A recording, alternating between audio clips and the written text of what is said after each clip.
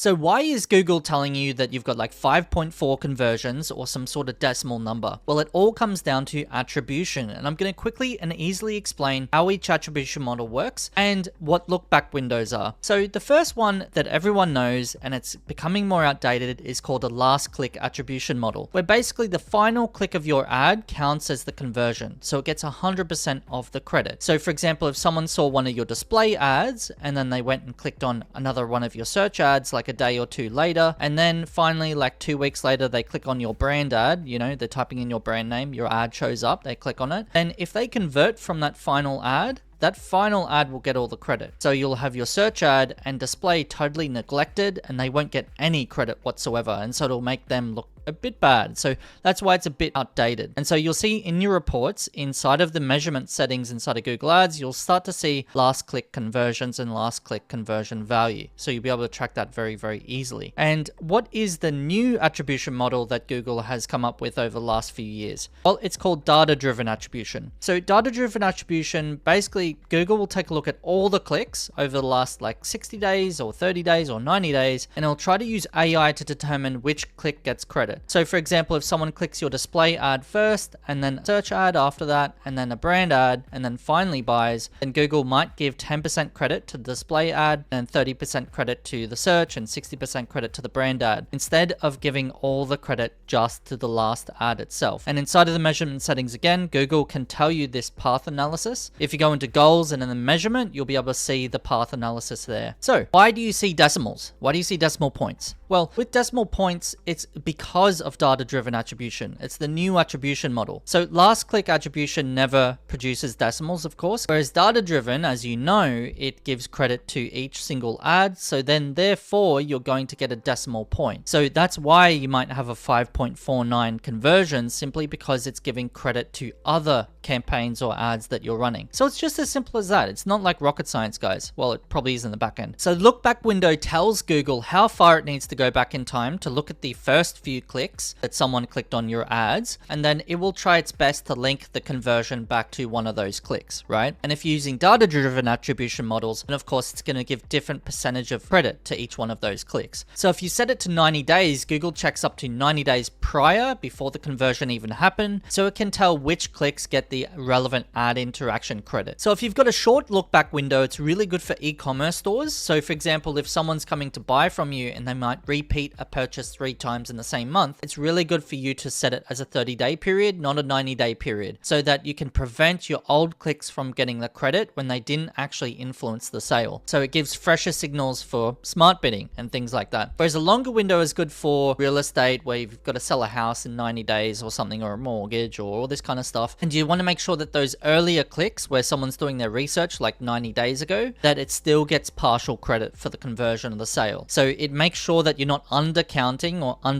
the credit given to certain ads in long sales cycles. If you've got any questions, leave them below. I'm more than happy to answer, and I'll see you in the next video.